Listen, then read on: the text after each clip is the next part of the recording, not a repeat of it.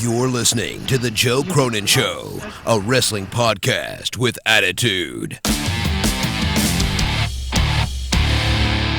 Well, now that I've got my YouTube channel fixed, that it only, I gotta say, as scary and as terrible sometimes as, YouTube can be, you gotta kind of give it to them a little bit, right? You gotta give it to YouTube a little bit because, despite this insane error that happened to me yesterday, they fixed the problem, pretty fucking quickly, quite frankly. Some people were no help, useless, but then there was other people that were really good, so I guess. So, I don't know. Well, the whole thing is ridiculous anyway. I'm still working on fixing everything. But I've dealt with this a million times on YouTube. It happens all the time. I just a lot of times don't talk about it. It just happened to me that this time there was an error. So whenever I get this problem, I email. There's an entertainment lawyer I know that works happily for me for free, pretty much. And I email the people I know, and I reach out to them, and I work pretty hard at getting it fixed.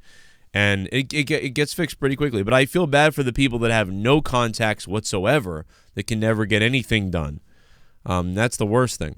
So Dean Ambrose, bury, WWE, all, we talked about it, sort of buried Vince McMahon, buried WWE, whatever you want to call it, on Talk is Jericho. I really don't take it that way of burying. Like, burying to me a lot of times is kind of like unnecessarily piling on somebody. To me, that's kind of a burial. I wouldn't call this a burial. I would actually call this more of, Dean Ambrose rips WWE, and his feelings show the trouble that WWE is, the disconnection WWE has from their talent and from creative and everything. All of our worst fears are imagined in these sound clips that I'm about to play for you from Dean Ambrose on Talk is Jericho, calling it the Emancipation of Jon Moxley. Of course, I will still continue to refer to Jon Moxley a little bit as Dean Ambrose as we transition from the character that was Dean Ambrose in WWE to Jon Moxley, but all of this being the real man himself. I forget Jon Moxley's real name. It's like David Good or something. I don't even care. I don't want to use his real name because he doesn't use his real name. He's going by Jon Moxley. I'm going by Jon Moxley. Jon Moxley. So this is Jon Moxley's opinion of what went down in WWE. And let me tell you something. You can hear this on Westwood One, but you can hear this Talk is Jericho wherever podcasts are found via Westwood One. And I would love to play the entire thing and then to give my responses to the entire thing. But legally, I don't know what the hell the repercussions of that are. Technically, that could fall perhaps under fair use as long as I'm pausing it and talking and things like that. So that may be something I save for JoeCroninShow.net, my website, where I put it up as an audio file and I can kind of break it down piece by piece because it's very, very interesting. And I just don't have the time right now because I spent half the day fighting with YouTube. So because I did that, or trying to get help from YouTube and everybody else. So because I did that, all I have is this right now.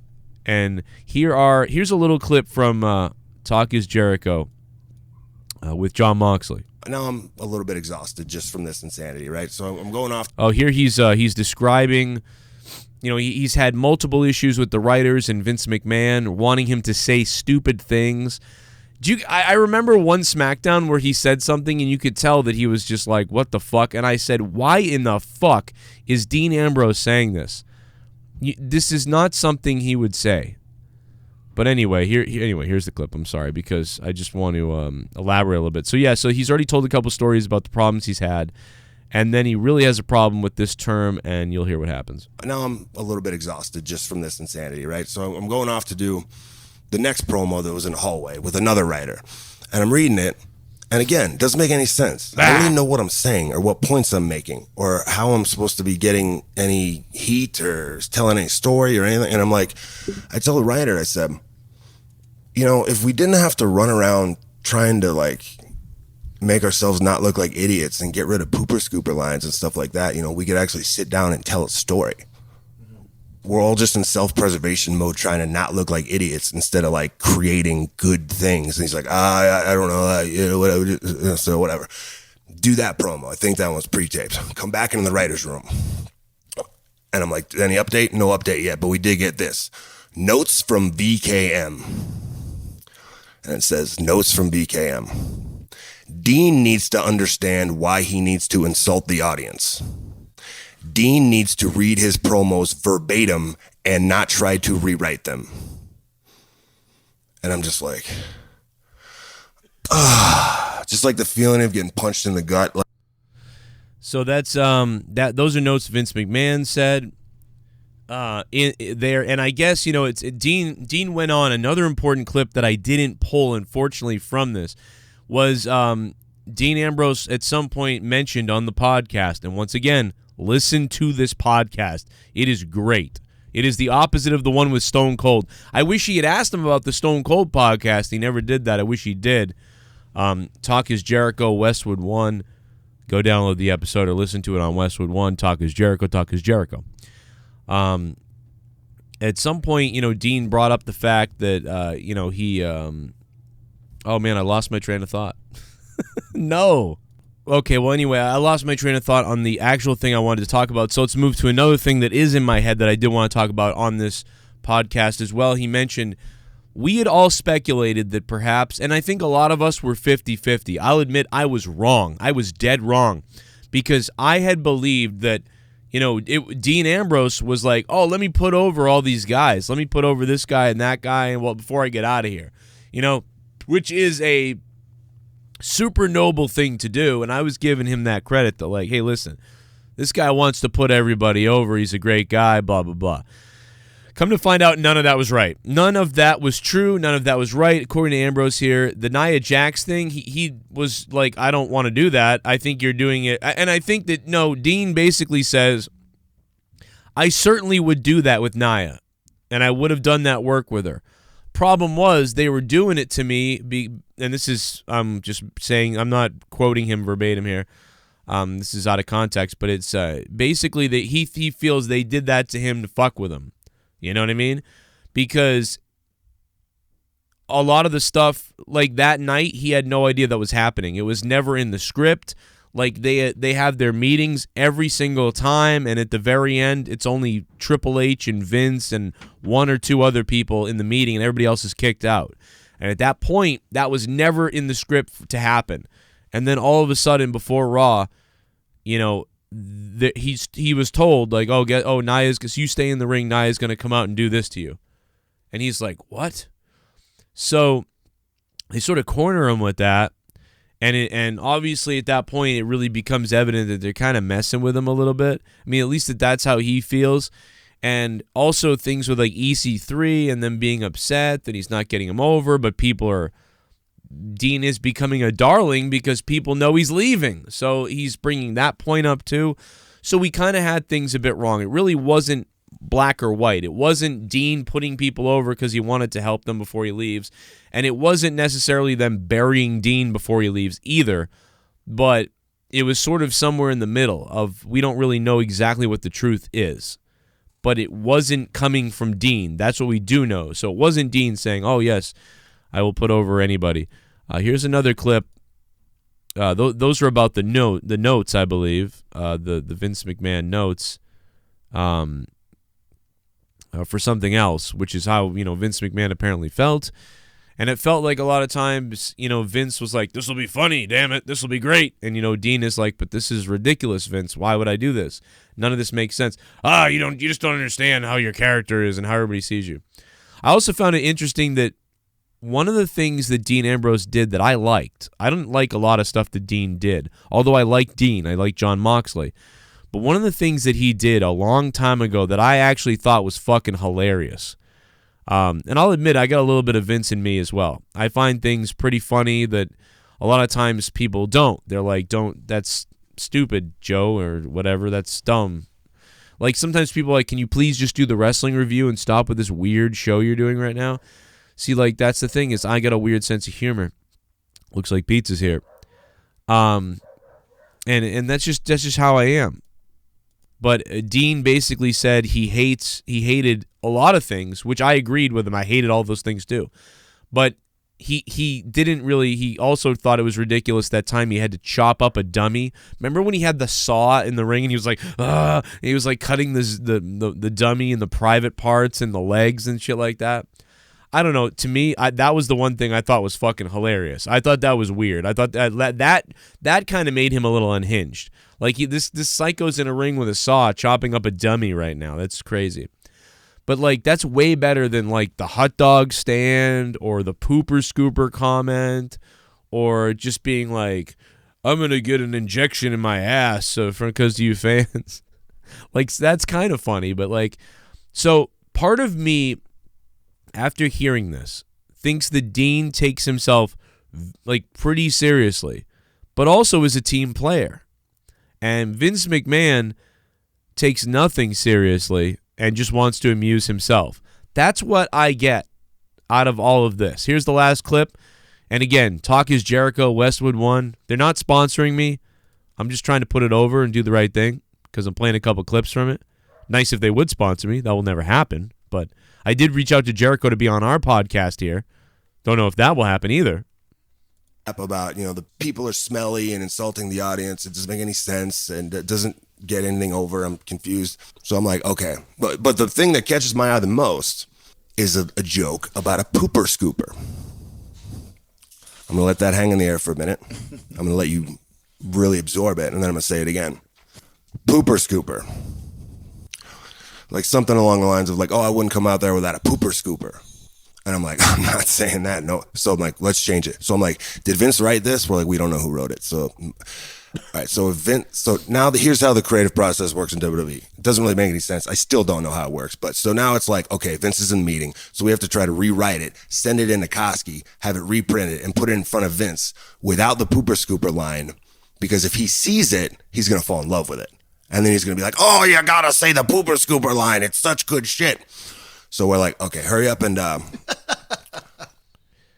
Yeah, I mean, basically it all comes down to that. Dean is like, listen, like I wouldn't come out here in front of you disgusting pieces of trash, even if I had a pooper scooper. If I came out here, I'd have to have a pooper scooper to clean up all your crap. And it's just like, I totally get Dean right there. I really get him right there. That is so Vince McMahon. It's at the point where right now, anybody who's like a fucking smark or anybody who's like, I'm 34 years old. I'm a year older than Dean Ambrose, all right? And I come from that same, I feel like, mold or cloth a little bit. Maybe not quite, but whatever. I'm a year older than Dean. And the bottom line is, man, I feel the same way. I feel like if you're in your 30s, if you're at least 28 years old and above, and even some of the younger fans at this point, you know what I mean? You can actually hear Vince McMahon's voice in many of the things that are said because it's all going through his funnel. And you're like, that's something Vince would like. That's why it got on the air, because that's something Vince would like. And, oh, I remember the thing I wanted to talk about earlier. Yes, let's close with this, everybody. And by the way, leave your comments down below. Dean Ambrose, Jon Moxley, in Talk is Jericho, at some point mentions the internet rumors, the internet wrestling shows, the people that talk about the wrestlers basically needing to step up and be more vocal, and that these wrestlers nowadays are afraid to speak their minds. And he basically says, I was never afraid to speak my mind. I was always fighting with them about this stuff. And that's evident because that's why Vince McMahon, towards the end at that point, said Dean needs to realize why he needs to read this verbatim. Verbatim. A wrestling promo verbatim. Wrestling promos verbatim equal crashing ratings. The more the wrestling promos were read verbatim, the more the ratings went down. Is there a correlation that Vince McMahon doesn't see? I feel like I'm Jesse the Body Ventura. Is there a correlation that Vince McMahon doesn't see? The ratings go down. I was a Navy SEAL. I went up. The ratings go down, Vince McMahon. I could have told you that. The Vince McMahon I knew would have told people to kiss his ass and to say whatever they want to say, but if it sucked, they're fired. That's the Vince McMahon I knew. No, but seriously, Vince McMahon Do you really believe, Vince? Do you believe in, like, really? Do you actually believe that the ratings going down every single year for the last 8 years, 10 years, or more? Do you believe that there's a correlation as you continue to tighten the vice grip around what people can and can't say? Do you realize the correlation of the ratings dropping? You know, I don't know. I don't know the answer to that, and you're the only one that can change that. So basically, now you know why Sasha is gone. She's got to be frustrated that she made a big mistake signing that contract. Huge mistake. And I think that that's frustrating that she made a major mistake. She doesn't want to be there. Yet she knows she can leave and come back. Jon Moxley in this interview says he at no time thought he would lose his job for speaking up. Now, again, that is a double standard thing. When you're a guy like Jon Moxley in The Shield, one of the biggest groups in the company, of course, you don't have to worry about speaking up. But if you're the wrong guy, and we know this from multiple podcasts and multiple Bruce Pritchard interviews and multiple other interviews, including Jim Ross himself, if a guy comes to Vince McMahon at the wrong time or during TV, like, let's say, No Way Jose, and he says, Vince, man, come on, man, what are we doing with me? Why am I doing this? What is the point? Why don't I do something like this?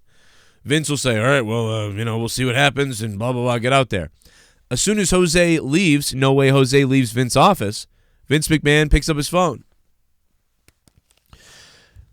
I was just in here wasting my time for 10 minutes. No Way Jose. Well, guess what? No Way Jose, I want him fired. Fire No Way Jose. He's a waste of time. He's wasted my time. I don't know what the hell I was doing back here till he came in here and blah, blah, blah. He wants to be the world champion. He couldn't draw a dime right now. The hell does he think he's doing? Tell Jose he's fired. That's exactly what Jim Ross has said on multiple occasions about certain talent. However, Chris Jericho could walk in to Vince McMahon in that time, same time, and blah, blah, blah, blah, blah. And Vince would say, damn it, we'll talk about it later. Talk about it next week. Well, I'm busy. He'd say, goddamn Jericho. And he's not going to fire Jericho. Just like he's not going to fire Dean Ambrose, Jon Moxley. Just like they probably aren't going to fire Sasha Banks. That's why they even told her, take a break and come back. It'll be all okay.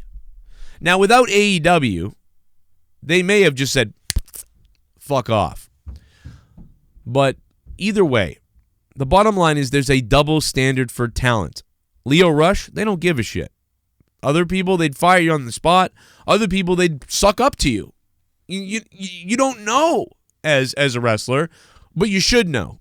Like Dean Ambrose, Jon Moxley should have known, well, I never had to be worried about my job because I was in the Shield, which is like the Hulk Hogan of this era. In the last 5 years, the Shield is the next torchbearer. I mean, certainly Daniel Bryan held it for a few seconds until he got injured and they pushed him down anyway. But for a second, Daniel Bryan was the new John Cena for a second. But for 5 years or more, it's been the Shield. There has been no bigger wrestler than the Shield. And the Shield isn't a wrestler. By themselves, they are not the next Cena. They are not the next Rock. They are not the next Austin. But as a group together for a certain period of time, they were close. They didn't get there, but they were the biggest thing in WWE. Now, what's the biggest thing in WWE right now? Do you know? Because I don't know. I don't know. According to Vince, it's probably Brock or Roman. Doesn't seem like it, though. Could be AJ Styles. But not really. What's the biggest thing in WWE? The guy that I get the most excited about out of everybody is Ricochet.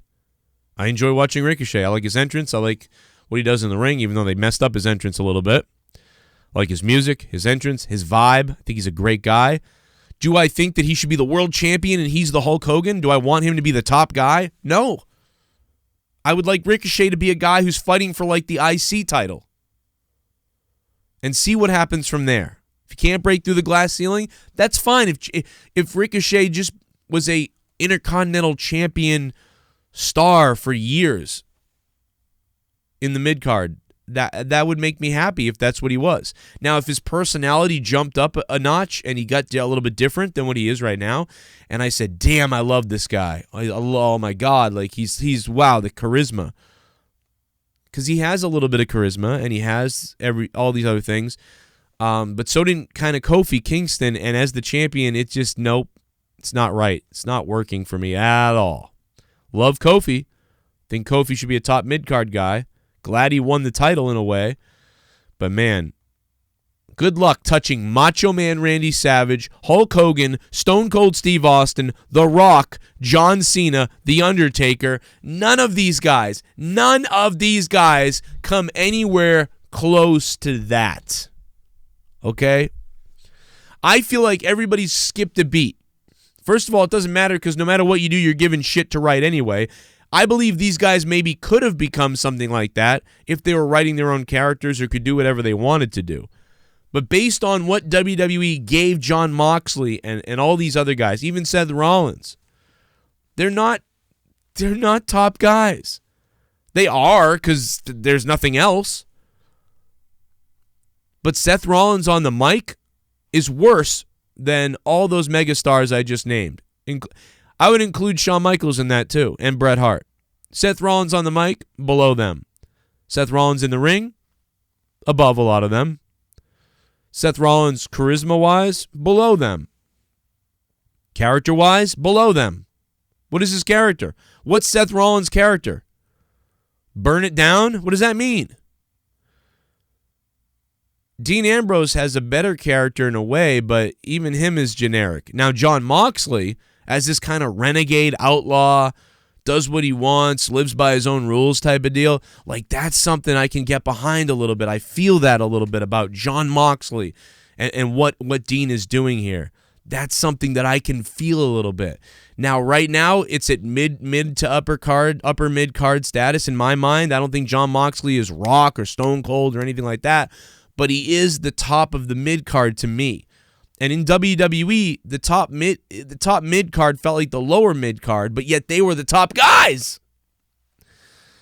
But the minute you can start building an AEW and building the surroundings, you could really start to build something to where, oh yeah, those are definitely the top guys. There's the mid card, and there's the other guys, and there's the tag division, and it's all coming together.